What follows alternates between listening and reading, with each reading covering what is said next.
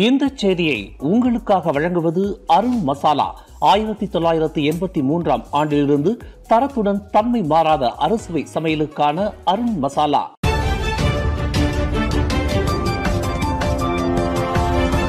வணக்கம். திசைகளின் ஒரு மணி செய்திகள். இனத்துவேசத்தை தடுக்க புதிய சட்டங்கள் தேவையில்லை.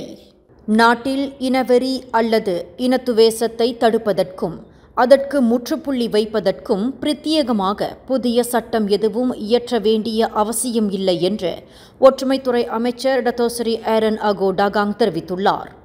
இனத்துவேச பிரச்சினையை தடுப்பதற்கும் அதனை கையாளுவதற்கும் தற்போது நடப்பில் உள்ள சட்டங்களே போதுமானதாகும் என்று அமைச்சர் தெளிவுபடுத்தியுள்ளார். இனத்துவேச சம்பவங்களை தடுப்பதற்கும் கையாளுவதற்கும் நடப்பிலுள்ள 10 சட்டங்களை அமைச்சர் ஆரன் அகோ டாகாங் மேற்கோள் காட்டினார். அவற்றில் சட்டப்பிரிவு 295, 296, 298, 298A, 504, 505 மற்றும் 506 ஆகியவை அடங்கும் என்று அமைச்சர் விளக்கினார். இதில் 1984 ஆண்டு அச்சு மற்றும் வெளியீட்டு சட்டப்பிரிவு 8A1, 1998 ஆண்டு தொடர்பு மற்றும் பல்லூடக சட்டம், 1948 ஆண்டு தேச நிந்தனை சட்டம் ஆகியவை இனத்துவேசத்தை தடுப்பதற்கும் கையாளுவதற்கும் பிரத்யேகமாக வடிவமைக்கப்பட்ட சட்டங்களாகும் என்று அமைச்சர் சுட்டிக்காட்டினார். கடந்த பிப்ரவரி 8 ஷா அலாம் சத்ய சிட்டி மால் பேரங்காடியில் துப்புரவு பணியாளரை துப்பாக்கியினால் சுட்டு காயப்படுத்திவிட்டு தப்பி சென்ற சந்தேக பேர்வழி போலீசாரால் சுட்டுக் கொல்லப்பட்டார். கில்லான் புலாக்குத்தாமில் உள்ள ஒரு ஹோட்டலில் இன்று அதிகாலை 3 மணியளவில் நடந்த அதிரடி தாக்குதலில் அந்த சந்தேக பேர்வழி சுட்டுக் கொல்லப்பட்டதாக ஸ்லாங்கூர் மாநில போலீஸ் தலைவர் டத்தோ ஹுசேன் ஒமார் கான் தெரிவித்தார். அந்த சந்தேக பேர்வழி தங்கியிருந்த ஹோட்டல் அறைக்குள் போலீசார் நுழைந்தபோது அந்நபர் போலீசாரை நோக்கி துப்பாக்கியால் சுட்டார். அப்போது போலீசார் பதிலடி தாக்குதலை நடத்தியதில் 30 வயது மதிக்கத்தக்க அந்நபர் சம்பவ இடத்திலேயே மாண்டதாக டத்தோ ஹுசேன் குறிப்பிட்டார். புலாக்குத்தாமில் ஹோட்டல் அறையில் கடந்த 2 தினங்களாக அந்நபர் பதுங்கியிருப்பது தெரியவந்ததை தொடர்ந்து இந்த அதிரடி நடவடிக்கையில் புக்கிட் அமான் போலீசாரும் ஸ்லாங்கூர் போலீசாரும் களம் இறங்கியதாக அவர் தெரிவித்தார். போதைப்பொருள் கடத்தல், வழிப்பறி, கொள்ளை என அந்த நபர் 9 குற்றப்பதிவுகளை கொண்டுள்ளார். அவரிடம் இருந்து கைத்துப்பாக்கி பறிமுதல் செய்யப்பட்டதாக டத்தோ ஹுசேன் மேலும் கூறினார்.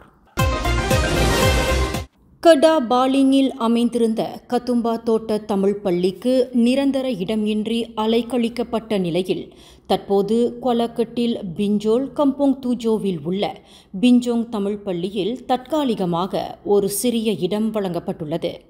அண்மைய காலமாக கத்தும்பா தோட்ட தமிழ் பள்ளிக்கு நிரந்தர இடம் இன்றி மாணவர்களும் ஆசிரியர்களும் எங்கு செல்வது என்று தெரியாமல் இருந்த பட்சத்தில் இப்பொழுது கெடா மாநில கல்வி இலாகா தற்காலிகமாக பிஞ்சோல் தமிழ் பள்ளியில் சிறு இடத்தில் இயங்குவதற்கு அனுமதி வழங்கியிருப்பதாக பள்ளி வாரிய குழு தலைவர் கிருஷ்ணன் முனியாண்டி தெரிவித்தார். கடந்த ஆண்டு ஏப்ரல் மாதத்தில் கத்தும்பா தோட்ட தமிழ் பள்ளி பழைய இடத்திலிருந்து மாற்றம் செய்யப்பட்டு பக்கான்தாவார் தேசிய பள்ளியில் ஒரு பகுதி கட்டிடம் ஒதுக்கி தரப்பட்டதாக கிருஷ்ணன் குறிப்பிட்டார். எனினும் பக்கான்தாவார் தேசிய பள்ளியில் 3 மாடி இணை கட்டிடம் நிர்மாணிக்கப்படும் திட்டம் தொடங்கப்பட்டுள்ளதால் கத்தும்பா தமிழ் பள்ளி அவ்விடத்திலிருந்து வெளியேற வேண்டிய நிர்பந்தம் ஏற்பட்டுள்ளதாக கெடா மாநில கல்வி இயக்குனர் ஹஜி இஸ்மாயில் ஒஸ்மான் தெரிவித்துள்ளார். இந்நிலையில் கெடா மாநில 2025 கல்வியாண்டு கடந்த ஞாயிற்றுக்கிழமை தொடங்கிய நிலையில் பிரிதொரு தேதி அறிவிக்கப்படும் வரையில் பிப்ரவரி 13 முதல் கத்தும்பா தமிழ் பள்ளி பிஞ்சோல் தமிழ் பள்ளியின் ஒரு சிறிய இடத்தில் தற்காலிகமாக இயங்குவதற்கு மாநில கல்வி இயக்குனர் கடிதம் அனுப்பியிருப்பதை கிருஷ்ணன் சுட்டிக்காட்டினார். கத்தும்பா தமிழ் பள்ளியில் 10 மாணவர்கள் பயின்று வரும் வேளையில் 6 ஆசிரியர்கள் பணிக்கு அமர்த்தப்பட்டுள்ளனர்.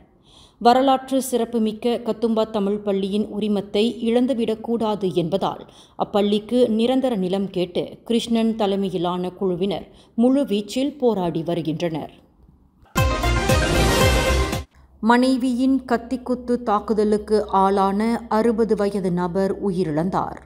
இந்த சம்பவம் நேற்று காலை 11:05 மணியளவில் காஜாங்கில் உள்ள ஒரு அடுக்குமாடி வீட்டில் நிகழ்ந்தது. கணவன் மனைவிக்கும் இடையில் ஏற்பட்ட கடும் வாக்குவாதம் பின்னர் அடிபிடி சண்டையாக மாறிய போது 59 வயது மாது தனது கணவனை கத்தியால் பலமுறை குத்தியதாக நம்பப்படுகிறது. இச்சம்பவம் தொடர்பில் விசாரணைக்கு உதவும் வகையில் அந்த மாது கைது செய்யப்பட்டுள்ளார். கொலைக்கு பயன்படுத்தப்பட்ட ஒரு கத்தி மற்றும் இதர பொருட்களையும் போலீசார் மீட்டுள்ளனர் என்று காஜாங் மாவட்ட போலீஸ் தலைவர் உதவி ஆணையர் நஸ்ருன் அப்துல் யூசுப் தெரிவித்துள்ளார். இத்தம்பதியர் கடந்த 1988 ஆண்டில் திருமணம் செய்து கொண்டனர். அவர்களின் 37 ஆண்டு கால இல்லற வாழ்வு இறுதியில் சோகத்தில் முடிந்துள்ளது. குற்றவாளி என்று நிரூபிக்கப்பட்டால் மரண தண்டனை அல்லது கூடியபட்சம் 40 ஆண்டு சிறை தண்டனை விதிக்க வகை செய்யும் குற்றவியல் சட்டம் 302 பிரிவின் கீழ் அந்த மாது தடுத்து வைக்கப்பட்டுள்ளதாக உதவி ஆணையர் நஸ்ரோன் தெரிவித்தார். கிளாந்தானில் உள்ள பெண்கள் தங்களின் மனம் கவர்ந்த வாழ்க்கை துணைவனாக பாகிஸ்தான் ஆடவர்களை தேர்வு செய்வதற்கு தீவிரம் காட்டி வரும் அதே வேளையில் கிளாந்தானில் உள்ள ஆண்கள் அண்டை நாடான தாய்லாந்து பெண்களை இலக்காக கொண்டு வாழ்க்கை துணையை அமைத்து கொள்ள ஆர்வம் காட்டி வருகின்றனர் என்று மலேசிய குடிநுழைவுத்துறை ஆய்வியல் தெரிவித்துள்ளது.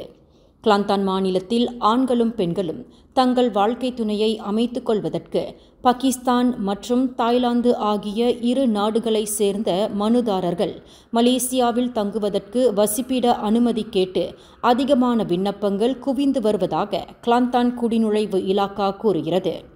அந்நிய நாட்டவர், குறிப்பாக பாகிஸ்தான் ஆடவர்கள், தாய்லாந்து பெண்கள் சம்பந்தப்பட்ட விண்ணப்பங்கள் ஒவ்வொரு ஆண்டும் அதிகரித்து வருகிறது என்று கிளாந்தான் மாநில குடிநுழைவுத்துறை இயக்குனர் முகமது யூசுப் கான் முகமது ஹசான் தெரிவித்துள்ளார். கடந்த 2022 ஆண்டு கிளாந்தானில் உள்ள ஆண்கள் தாய்லாந்தை சேர்ந்த 175 பெண்களை திருமணம் புரிந்துள்ளனர்.